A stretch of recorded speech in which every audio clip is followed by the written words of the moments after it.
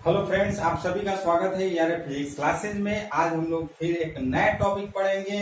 इसके पहले जो आप लोग वीडियो देखे होंगे उसमें हम लोग विभव मापी पढ़े थे और उससे का जो अंतर होता है विभव मापी और आदर्श वोल्ट मीटर में वो हम लोग पढ़ चुके हैं।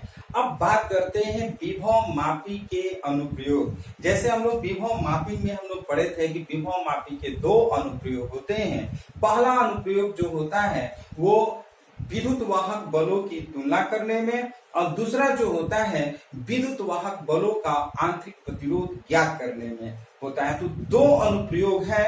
तो पहला इस वीडियो में सिर्फ और सिर्फ हम लोग पढ़ेंगे विद्युत वाहक बलों की तुलना।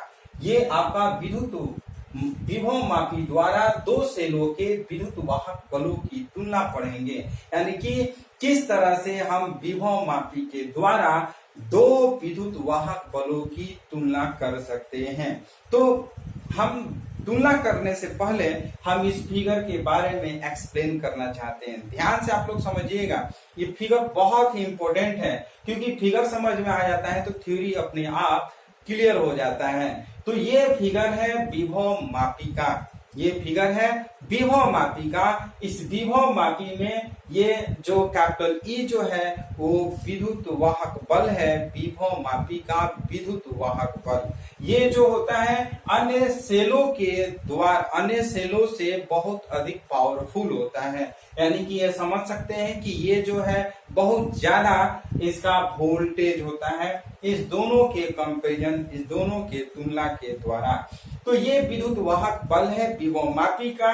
ए जो है ओमीटर है, RH जो है वो धारा नियंत्रक है, धारा को नियंत्रित करता है, और ये K जो है वो स्विच होता है यानी कि कुंजी होता है। और ये AB जो है वो तार है। ये तार जो आप जानते हैं कि मैग्नीन और कांस्टेंटन का बना होता है।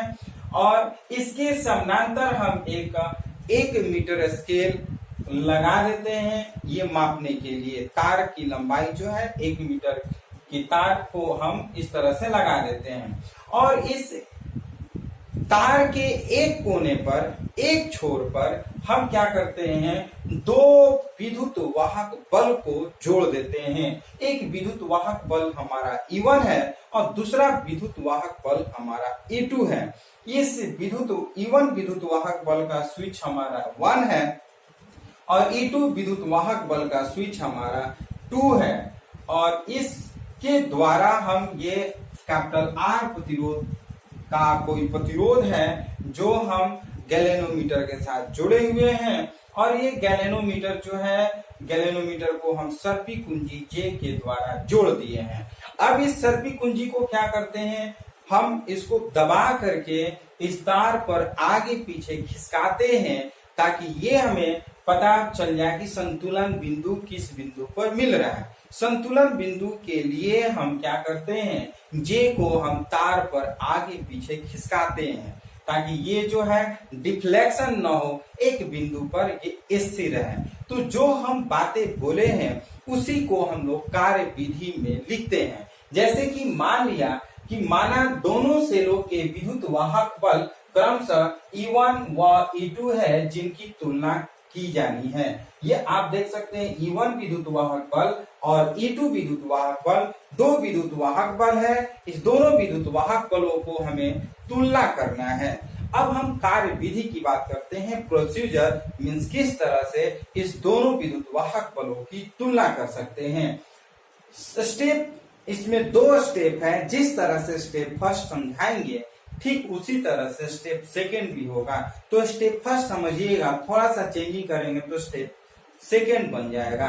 तो स्टेप फर्स्ट में हम करते हैं क्या, स्विच S1 को बंद कीजिए ताकि E1 विद्युत वाहक बल सेल के परिपथ में हो। हम देख सकते, यहाँ पे आप देखिएगा ये स्विच S1 को बंद कर दिए, ये इसको खुला है। जो स्विच S2 है इसको खुला छोड़ दिए हैं, ये स्विच S1 को बंद कर दिए। अब इसमें क्या है कि E1 विद्युत वाहक बल का धारा इसमें प्रवाहित होगा। सर्पी कुंजी जे को तार AB के विभिन्न बिंदुओं पर गति कराने पर एक बिंदु J प्राप्त होता है। इस J को सर्पी कुंजी है। सर्पी कुंजी को हम AB तार पर हम आगे पीछे खिसका करके देखते हैं कि किस बिंदु पर संतुलन बिंदु मिलता है। मान लिया कि J बिंदु पर संतुलन बिंदु मिलता है तो ये J हम कर लेते हैं, J प्राप्त होता है, जिसके लिए धारा मापी का विक्षेप शून्य है। अब इस बिंदु पर जो धारा मापी जो है वो विक्षेप नहीं हो रहा है, उसका विक्षेप जो है वो शून्य है। इस स्थिति में A तथा J के मध्य विभवांतर अर्थात VAJ का मान सेल के विद्युत वाहक बल E1 के बराबर होता है। सपोज दैट A और J का विद्युत वाहक बल जो है VAJ होगा। अब ये VAJ यानी कि ये जो विद्युत वाहक बल होगा विभवांतर होगा, VAJ जो विभवांतर होगा वो A और J के विद्युत वाहक बल के बराबर हो जाएगा। अर्थात मीन्स हम कह सकते हैं धारा मापी में कोई धारा प्रवाहित नहीं होता है, क्योंकि E1 और VAJ की दिशा वो एक दूसरे के विपरीत होती है। अगर VAJ की दिशा अगर इधर होगी तो E1 की दिशा इसके ठीक विपरीत होगी, यानी कि दोनों बराबर हैं और इनकी दिशाएं जो होती हैं विपरीत होती हैं। तो हम लिख सकते हैं E1 = VAJ। ध्यान से समझिएगा, जब जैसे हमें J बिंदु मिलता है जहां पर विक्षेप शून्य होता है, इस स्थिति में A तथा J के मध्य विभवांतर अर्थात VAJ का मान सेल के विद्युत वाहक बल E1 के बराबर होता है। यानी कि A और J के मध्य जो विभवांतर होगा वो विद्युत वाहक बल के बराबर हो जाता है। और धारा मापी में कोई धारा नहीं होती है, क्योंकि E1 और VAJ की दिशा जो होती है दोनों एक दूसरे के विपरीत होती है। तो हम लिख सकते हैं E1 = VAJ, इसको इक्वेशन 1 कर लेते हैं। और आप जानते हैं कि विभव मापी के सिद्धांत के अनुसार, हम लोग पिछले वाले वीडियो में विभव मापी पढ़े हैं, विभव मापी के सिद्धांत के अनुसार A व J के सिरों पर विभवांतर का मान तार के A व J के मध्य लंबाई के समानुपाती होती है। यानी कि VAJ समानुपाती हमारा क्या हो जाएगा L1, यानी कि यदि तार की A व J के मध्य तार की लंबाई अगर हमारा L1 होगा तो हम जानते हैं विभव मापी के अनुसार कि जो तार होता है उसमें प्रवाहित विद्युत विभवांतर वो तार के लंबाई के समानुपाती होता है। अर्थात हम लिख सकते हैं VAJ समानुपाती L1, या ये समानुपाती का चिन्ह हटाएंगे तो VAJ = KL1 लिख लेते हैं। और समीकरण 1 में जैसे आप जानते हैं कि 1 में E1 बराबर VAJ है, तो हम VAJ के जगह पर E1 लिख लेते हैं। E1 = KL1 हो गया। ये स्टेप फर्स्ट था। तो स्टेप फर्स्ट जिस तरह से हमने समझाया है, स्टेप सेकंड भी उसी तरह से है। ध्यान से आप समझिएगा, थोड़ा सा चेंजिंग करेंगे। ये स्टेप सेकंड कर लेते हैं। अब हम क्या करते हैं कि स्विच S1 को क्लोज किए थे, अब उसको ओपन कर देते हैं। अब इस स्विच S1 को ओपन कर देते हैं और इसको हम E2 से क्लोज कर देते हैं। ये E2 से अगर हम बंद कर देते हैं तो अब इस परिपथ में जो धारा प्रवाहित होगी वो सिर्फ विद्युत वाहक बल E2 का प्रवाहित होगा, E1 का नहीं। तो लिखेंगे स्विच S2 को बंद कीजिए ताकि E2 विद्युत वाहक बल सेल के परिपथ में हो। सर्पी कुंजी J' को अब क्या करते हैं, J की जगह पर J' कर लेते हैं। सर्पी कुंजी J' को तार AB के विभिन्न बिंदुओं पर गति कराने पर एक बिंदु J' प्राप्त होता है, जिसके लिए धारा मापी का विक्षेप शून्य है। इस स्थिति में A तथा J' के मध्य विभवांतर अर्थात VAJ' का मान सेल के विद्युत वाहक बल E2 के बराबर होता है। धारा मापी में कोई धारा प्रवाहित नहीं होती है, क्योंकि E2 व Vj' की दिशाएं विपरीत होती है। अर्थात हम लिख सकते हैं E2 और Vaj' इसको इक्वेशन 1 करते हैं। विभव मापी के सिद्धांत के अनुसार A व J' के सिरों पर विभवांतर का मान तार के A व J' के मध्य लंबाई के समानुपाती होता है। यदि तार की A व J' के मध्य लंबाई L2 हो तो हम लिख सकते हैं ये Vaj' समानुपाती L2 या Vaj' समानुपाती इज इक्वल टू KL2 समीकरण 1 से E2 is equal to KL2। तो बहुत ही हम सिर्फ थोड़ा सा चेंजिंग किए हैं, बाकी सारा लैंग्वेज वही है। आप भी उसी तरह से फॉलो करिएगा, थोड़ा सा ध्यान दीजिएगा, अपने आप बन जाएगा। तो ये इक्वेशन सेकेंड बन गया। फिर से ध्यान से समझिएगा। स्टेप सेकेंड में हमने क्या किया कि स्विच